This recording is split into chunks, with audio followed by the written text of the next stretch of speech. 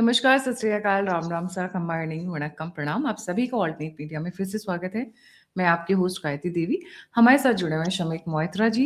दादा, a very warm welcome on the show. कल तो ट्रम्प ने धमाका मचा दिया कि he is going to blow up Oman. ये अचानक से क्या हुआ? ओमान के साथ तो भारत का भी कुछ चल रहा है and let's elaborate on that. But has Trump lost it? मतलब पहले ईरान, अब ओमान, ये करना क्या चाहता है ये बंदा? I think is got bonkers जिसको हम बोलते हैं जी। को मेरा अभिनंदन। तो कल ऐसा हुआ कि अ, एक पुराना प्रोजेक्ट है भारतवर्ष, ओमान और ईरान के बीच में। प्रोजेक्ट ये था कि गुजरात कोस्ट तक एक डीप सी पाइपलाइन बिछाया जाएगा फॉर ट्रांसपोर्टिंग नेचुरल गैस, जो ओमान से आएगा। ठीक है। Oman will actually B sort of collection point. Oman का खुद का भी नेचुरल गैस है, बट दूसरे भी जो देश हैं गल्फ के, उनके पास भी है। तो कलेक्शन पॉइंट होगा, वहां से by via pipeline Bharatvarsh directly भेज दिया जाए। तो प्रोजेक्ट जो है वो मतलब उसको शेल्फ कर दिया था, उसको कई वर्षों तक, कई दशकों तक इनफैक्ट उस पर कोई काम नहीं हुआ था। तो अब ये जो खाड़ी युद्ध चल रहा है और खाड़ी का जो ब्लॉकेड है, उसके चलते भारतवर्ष ने निर्णय लिया है कि इसको रिवाइव किया जाए। तो ओमान से गुजरात तक खींचा हुआ ये ओमान इंडिया गैस पाइपलाइन, इसके बारे में मैं बता दूंगा विस्तार में। पहले बता देता हूँ कि ट्रंप ने क्या कहा। तो ये होगा। अच्छा, अगर ये पाइपलाइन तैयार हो जाता है, जो 3,450 मीटर के डेप्थ में, मतलब 3.45 किलोमीटर के डेप्थ में बनेगा, तो it will be proof from any kind of interference. आप सबमरीन से भी उसका कुछ कर नहीं सकते हो खास, के लिए स्पेशल इक्विपमेंट लगेगा उसको डिस्ट्रक्ट करने के लिए। तो जैसे टू कंपेयर, हाँ जी बिल्कुल ऐसे ही, टू कंपेयर, जैसे ये रशिया का जो पाइपलाइन है, दो पाइपलाइन, नॉर्ड 1 एंड नॉर्ड 2, जो जर्मनी को क्रूड ऑयल वगैरह सप्लाई करती है और गैस सप्लाई करती है, वो जो पाइपलाइन है वो आपके बाल्टिक सी से गुजरता है। बाल्टिक सी काफी शैलो है, लेकिन अरेबियन सी में काफी डेप्थ है। तो ये फर्क है। तो उसको सैबोटाज करना आसान था। तो उसको कहना है, सबका मानना भी यही है कि अमेरिकियों ने, उसके जो स्पेशल ऑपरेटर्स होते हैं, ब्लैक ऑपरेटर्स, उन्होंने नॉर्ड 1 को उड़ा दिया। तो रशिया से गैस और तेल आना बंद हो गया। अब ये वाला जो है, because of its depth, it is a bit more secure. उस डेप्थ में ऑपरेट करना उतना आसान नहीं है। उस डेप्थ में जाके आप सैबोटाज भी उतना आसान नहीं होता। ठीक है। Anyway, तो जैसे ही ये अनाउंस हुआ, तो ट्रम्प को पता लगा, किसी ने उनके उनके कान भरे। उनको लगा कि ये ब्लॉकेड समाप्त करने का एक कोर्स है। ब्लॉकेड तो वो खुद भी कर रहे हैं ना। ईरान ने ब्लॉकेड किया था, उन्होंने काउंटर ब्लॉकेड किया था। वो जूलियस सीजर का एलिशिया में जो बैटल जीते थे, वो कॉल में फ्रांस में जाके, वही वाला स्ट्रेटेजी ट्रम्प को लगा, मैं समुद्र में कर सकता हूँ, तो ये ब्लॉकेट करेंगे तो मैं उसको भी ब्लॉकेट का ब्लॉकेट कर दूंगा। तो he is totally obsessed with his blockade. तो ट्रूथ सोशल पे जाके उन्होंने कहा कि Oman is laying a pipeline, I am gonna blow it up, totally blow it up, ऐसा उन्होंने लिख दिया उसमें।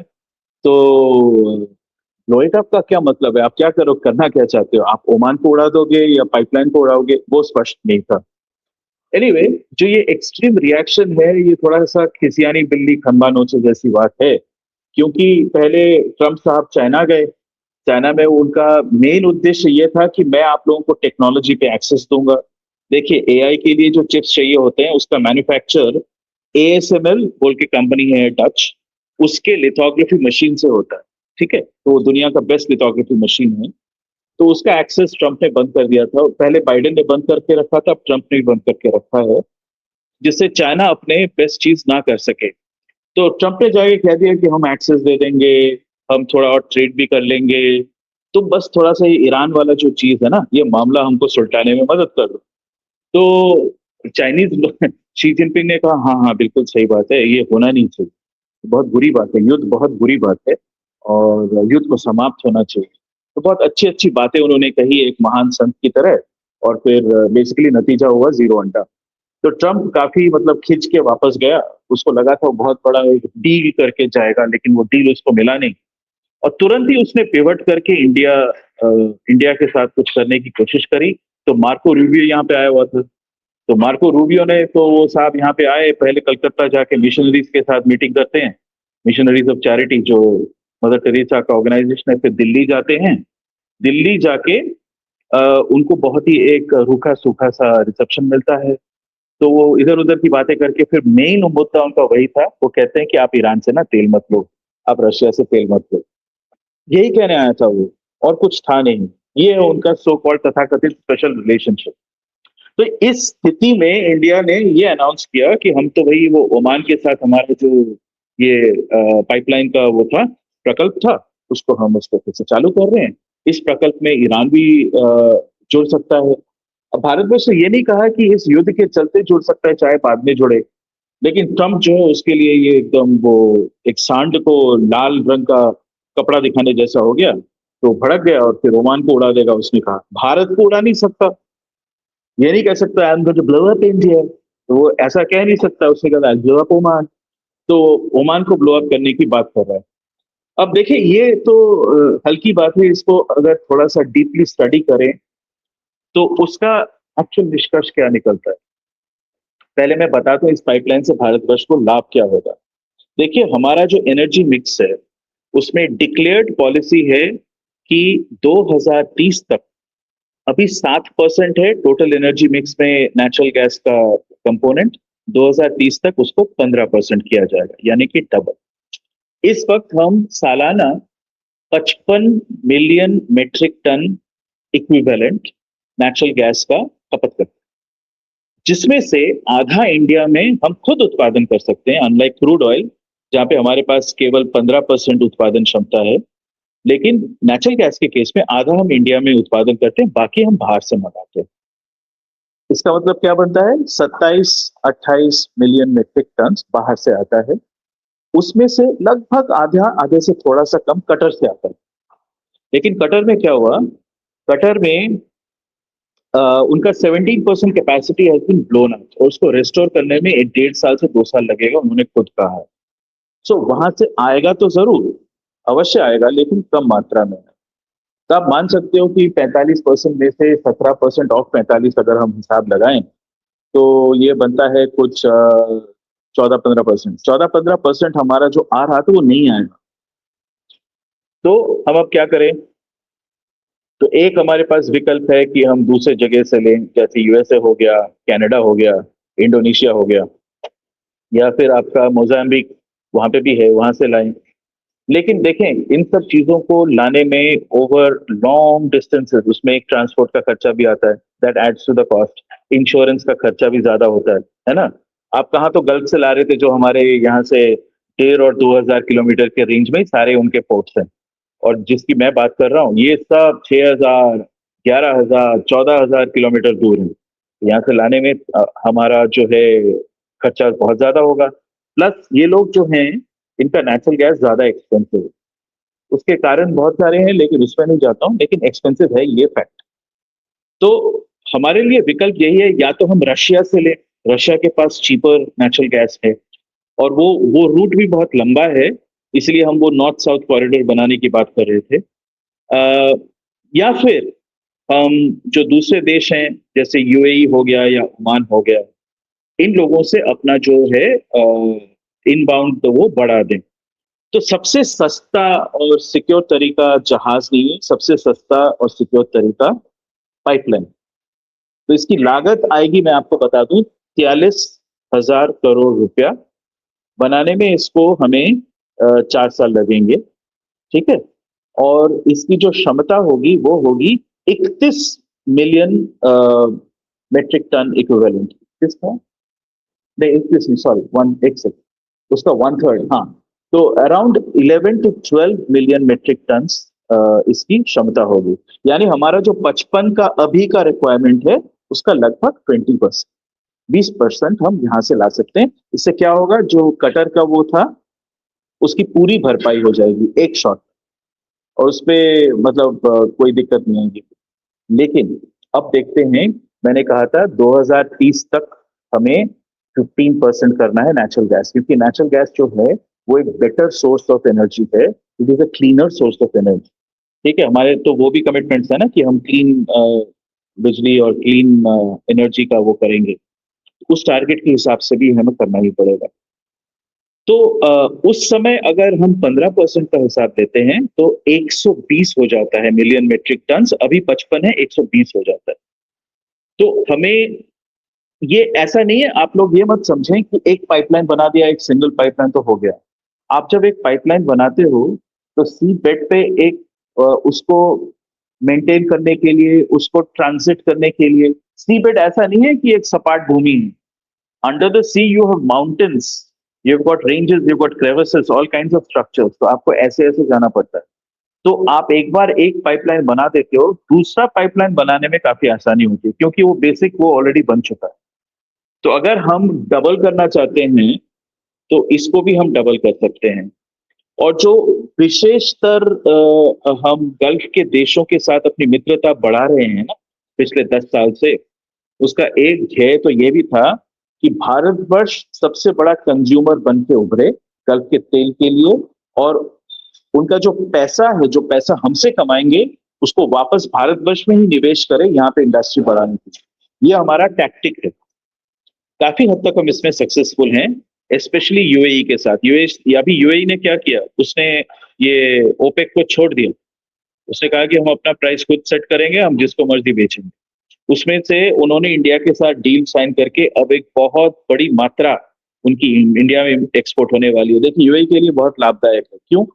क्योंकि एक्सपोर्ट डिस्टेंस कम है। यूएई और इंडिया के बीच में केवल 1500 किलोमीटर का फासला है, 1600 अगर स्ट्रेट लाइन खींचे तो यहाँ पे एक्सपोर्ट करने में खर्चा कम होता है। प्लस आपके पास एक इतना बड़ा मार्केट रेडीमेड आपके ही बगल में है, तो उस दिशा से भी ये अच्छा है। तो यूएई को लगा कि ये तो फायदे का सौदा है हर एक दृष्टि से, और ये एक देश है जो बड़ा राज्य है और तेजी से प्रगति कर रहा है, इसका ग्रोथ स्ट्रांग है, यहाँ पे इकोनॉमिक प्रोस्पेक्ट्स अच्छे हैं। तो यूएई के लिए एक अच्छा, एक win win kind of situation बना। प्लस भारतवर्ष जो है सामरिक क्षमताओं में, हर चीज में नहीं पर कई चीजों में दुनिया में अग्रणी देशों में अब गिना जाने लगा है। तो यूएई को काफी सहायता चाहिए, क्योंकि यूएई को एक बात समझ में आ गया कि हम जो ये करते थे ना, लोगों के लिए बैंकिंग की सुविधा देते थे, जो दूसरे देश के, यूरोपीय देश के बैंक्स डील नहीं करना चाहते ईरान के साथ, हम कर देंगे, तो हम सुविधाएं देते थे। पर जो एक क्या बोलते हैं, एक हिंस जानवर होता है, वो किसी को भी काट सकता है। तो इस बार क्या हुआ, युद्ध चला, यूएई का कुछ लेना देना ही नहीं था उस युद्ध के साथ। लेकिन और इनफैक्ट सऊदी अरेबिया का था, क्योंकि सऊदी अरेबिया और इसराइल ने उकसाया था अमेरिका को। लेकिन बमबारी सबसे ज्यादा हुई यूएई के ऊपर, सबसे ज्यादा ध्वंस हुआ यूएई और कतर के इंफ्रास्ट्रक्चर। तो यूएई को समझ में आ गया कि हमें अपनी लड़ाई खुद लड़नी पड़ेगी। हमने जो ये सारे सोचा था ना, पैसा दे देंगे और बढ़िया बढ़िया हम लोगों को हायर कर लेंगे पाकिस्तान से, अमेरिका से, वो आके हमारी रक्षा करेंगे, वो होने वाला नहीं है। हमें आत्मनिर्भर होना पड़ेगा, और किसी एक ऐसे देश के साथ जो इन लोगों के साथ अलाइन नहीं है, उसके साथ संधि करनी पड़ेगी। इसलिए भारतवर्ष और यूएई जो हैं वो नजदीक आ चुके हैं। तो उसी तरह से ओमान के साथ भारतवर्ष का, जो ये ट्रम्प शायद नहीं जानता, बहुत पुराने संबंध हैं। मैं आज की बात नहीं कर रहा हूं, मैं उस समय की बात कर रहा हूं जब ओमान ने पहले कहा था कि हम जो है भारतीय गणराज्य के साथ जुड़ना चाहते हैं as an autonomous republic. Oman में जो करेंसी थी 1973 तक, वो थी इंडियन रुपया। इंडियन रुपया चलता था वहां। तो ओमान जो है भारत के साथ अच्छे संबंध रहे हैं। कलात जो राज्य था और भारत दोनों के साथ अच्छे संबंध रहे हैं। गुजरातियों के साथ बहुत घनिष्ठ उनका संबंध है। ट्रेड बहुत होता आया है हजारों हजारों वर्षों से। तो उनके लिए हमारे साथ ये इसको रिवाइव करके इस पाइपलाइन को करना बहुत ही फायदे का सौदा है, क्योंकि सिर्फ ओमानी गैस ही नहीं, they can act as transit point for other Gulf states. उनका पाइपलाइन तो है नहीं, तो वो अगर ओमान तक ही अपना सामान पहुंचा दे तो ओमान से फिर वो भारतवर्ष आ सकता है। तो ये है पूरा कच्चा चिट्ठा इस चीज का। एक चीज और है जो इसका एक सेकंड लेयर है, वो हम समझ गए। ट्रंप इतना क्यों खींचा? देखिए, ट्रंप भारतवर्ष का शत्रु भी नहीं है, मित्र भी नहीं। अमेरिका, भारतवर्ष, चीन, रशिया जैसे देशों को अपना फ्यूचर राइवल समझती है। तो हर मोड़ पे वो यही कोशिश करेगी किसी तरह से इनको अपना मित्र बना के, या फिर इनको प्रेस में और मीडिया में इनको विलीफाई करके इनको नीचा दिखाना है, हमें इनको नीचे डालना है। प्रेस में, मीडिया में विलीफाई करके कैसे नीचे जाएगा? अगर आप ये बात फैला दो कि यहाँ पे अराजकता है, ये गंदे लोग हैं, बुरे लोग हैं, ये फैसिस्ट हैं, तो फिर इन्वेस्टमेंट कम हो जाएगा। तो ये सारी चीजें जो है, अमेरिका, उसका सीआईए जो काफी हद तक वेस्टर्न मीडिया कंट्रोल करती है, उसमें बहुत माहिर है। तो ये सब काम ये करते आए हैं और अभी भी कर रहे हैं। इनफैक्ट ट्रम्प के सेकंड टर्म में इसकी तेजी हुई है, ज्यादा तेजी हुई है। भारतवर्ष और भारतीयों के खिलाफ काफी बयानबाजी भी उन्होंने करी है, शिटहोल बोला है इस देश को। उधर कहते हैं ये ग्रेटेस्ट फ्रेंड, मोदी मेरा बहुत अच्छा मित्र है, ये सब भी बोलता है। तो वो सोचता है कि ऐसे मैं कैरेट स्टिक करके इंडिया को कंट्रोल में रखूंगा। और चूंकि हमारी विदेश नीति जो है और हमारे जो स्टेटमेंट्स है वो ज्यादा नपे तुले होते हैं, हम लोग हार्श और बहुत फर्म स्ट्रॉन्ग स्टेटमेंट्स नहीं देते हैं, तो उसको लगता है कि हम वीक हैं। पर यहाँ पे जो एक तरह से मैं सराहना करता हूँ कि बहुत क्वाइटली बहुत सारे समझौते कर लिए गए हैं भारतवर्ष का। बाकी सारे जो बड़े बड़े इकोनॉमीज हैं, इंपॉर्टेंट इकोनॉमीज हैं, एनर्जी के स्रोत हैं, उनके साथ भारतवर्ष ने ये कर लिया है। चाहे वो ब्रुनाई हो, यूएई हो, ओमान हो, कतर भी हो, या फिर उधर मोजाम्बिक हो, गायना हो। गायना तो लगभग वहाँ पे हिंदी दूसरी राष्ट्रभाषा मानी जाती है। गायना हो, फिर सुरीनाम हो। ये सब देश जो हैं ये खनिज और तेल, नेचुरल गैस इत्यादि में बहुत रिच। कनाडा के साथ संबंध बहुत क्वाइटली हमने ठीक ठाक कर लिए। वो बेवकूफ जो था ट्रूडो, उसके जाने के बाद से, क्योंकि नया जो उनका प्रधानमंत्री है वो बहुत प्रैग्मेटिक है, बहुत प्रैक्टिकल आदमी है, तो वो धंधे पानी से मतलब रखता है, तो उसके साथ अच्छा सेटिंग हो जाएंगे। बचता है यूएसए। तो यूएसए की अभी नीति क्या है आप खुद देखें। उन्होंने ये रशिया के साथ एक तरह से यूरोप का ही युद्ध करा दिया। सामने तो यूक्रेन लड़ रही है, लेकिन ये यूरोप का युद्ध है रशिया के साथ। और इस युद्ध के चलते, और फिर वो रशिया का जो चीप नेचुरल गैस आता था यूरोप में, जिससे उनका हीटिंग इलेक्ट्रिसिटी वगैरह चलता था, वो उड़ा दिया पाइपलाइन। तो रशिया से तेल और गैस आना कम हो गया, उसकी मात्रा कम हो गई। तो और जब तक ये युद्ध चलेगा, यूरोप ने एक ऐसा अपने आप को बोलते हैं ना, painting yourself into a corner. आप पेंट करते करते फ्लोर एकदम कोने में चले जाओ, फिर वहां से बाहर कैसे आओगे जब तक पेंट ना सूखे। यूरोप की स्थिति वैसी होगी। तो यूरोप जो है अब नेचुरल गैस तो खरीद ही रही है, क्योंकि बिना उसके तो वो शीत, वहां पे जो भीषण विंटर आता है उसमें तो मर ही जाएंगे लोग, लिटरली मर जाएंगे। हीटिंग के बिना आप सरवाइव नहीं कर सकते। तो वो यूएस से खरीद रहे हैं। कितने दाम पे? 1.8 टाइम्स। तो 1 मतलब 80% ज्यादा दाम आप दे रहे हो किसी एक वस्तु का, तो ऑब्वियसली आपकी इकोनॉमी के लिए तो अच्छा नहीं है। तो इससे क्या हुआ है, आप देखें कि पिछले 5 साल में अगर आप 15 साल पहले देखो, यूरोप का जो पर कैपिटा इनकम था वो अमेरिका के लगभग बराबर था। इस वक्त वो 75% हो गया। अमेरिका इतना आगे खींच गया। ये इसलिए नहीं हुआ है कि अमेरिका की उत्पादन क्षमता बढ़ गई है, वो इसलिए हुआ है क्योंकि इन्फ्लेशन और अनएम्प्लॉयमेंट बढ़ी है यूरोप में, तो अर्निंग कैपेसिटी कम हो गई है, तो पर कैपिटा उस हिसाब से कम हो गया है। उनका करेंसी भी उस हिसाब से नीचे आ गया है, अमेरिका करेंसी ऊपर चढ़ा है। ठीक है। तो रिलेटिवली पर कैपिटा इनकम जो है यूरोप का कम हो गया है, तो America is now dominant over Europe economically. यही चीज वो भारतवर्ष के साथ भी कर रहे हैं इस वक्त। सब पूछते हैं ना कि भारतवर्ष का करेंसी जो नीचे जा रहा है, कुछ लोग उसको डिपेंड करते हैं इससे एक्सपोर्ट बढ़ जाएगा। अरे भैया, एक्सपोर्ट छोड़ो, पॉइंट ये कि आपका करेंसी अगर नीचे जाए, आप इंपोर्ट भी तो करते हो ना भारी मात्रा में, एक्सपोर्ट से थोड़ा ज्यादा ही करते हो, तो आपके देश के लिए वो अच्छा नहीं है। और जबकि आप एनर्जी इंडिपेंडेंट अभी तक नहीं हुए हो। सरकार ने कदम लिए हैं, सब सरकारों ने धीरे धीरे करके, और इस सरकार ने काफी तेजी से कदम लिए हैं एनर्जी इंडिपेंडेंस की दिशा में, लेकिन वो होने में अभी 4-5 साल लगेंगे भैया। तब तक क्या करोगे? तो तब तक ये होगा कि आप देखोगे कि यूएस करेंसी स्ट्रेंथ पे ही रहेगी vis-a-vis all the other global currency. तो इसमें दो गेम, एक, America wants to be the single largest supplier and controller of energy to the world, number 1 ये गेम है। नंबर 2, यही बोलने आया था ना रोबियो, आप हमसे तेल लो। नंबर 2, वो चाहते हैं कि उनके करेंसी का वर्चस्व चलता रहे।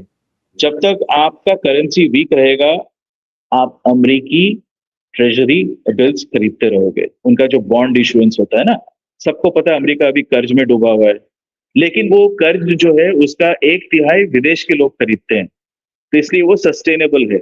कर्ज को वो कैसे चलाते हैं? नोट छाप के, क्योंकि कर्ज तो डॉलर में ही है ना, अमेरिकी सरकार का कर्ज भी वो डॉलर में ही है, डॉलर डिनोमिनेटेड है। तो वो नोट कब छाप सकते हैं? जब कोई वो नोट ले तो वो नोट कब लेंगे लोग? जब उस नोट का डिमांड होगा। नोट का डिमांड कब होगा? जब दुनिया का सबसे बड़ा जो ट्रेड होता है यानी एनर्जी में, वो उसी में चलता रहे।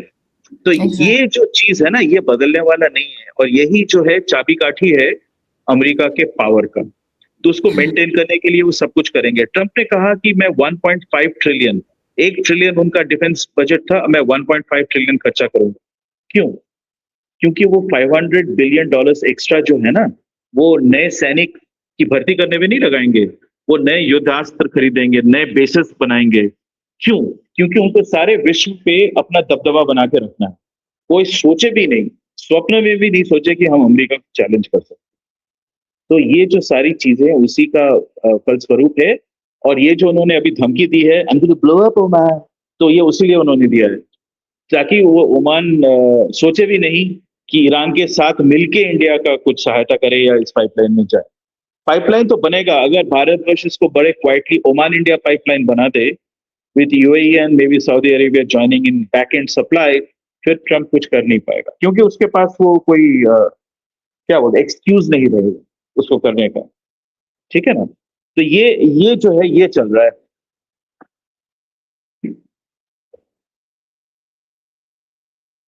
तभी आए हुए थे धमकी देने के लिए, बिल्कुल। पाइपलाइन उड़ा दूंगा। इट्स सो वैसे सिंपल। हमारा रिएक्शन क्या था वो भी बता दूं। हमारा जयशंकर रिएक्शन था nothing.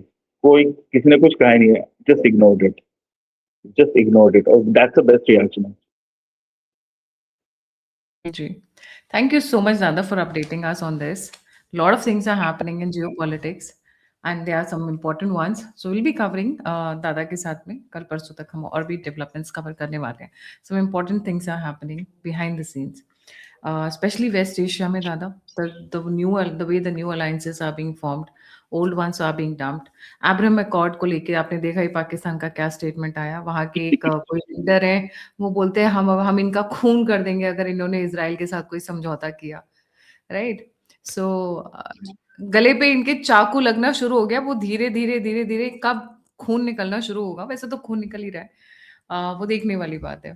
So West Asia is going to be very interesting to watch out for.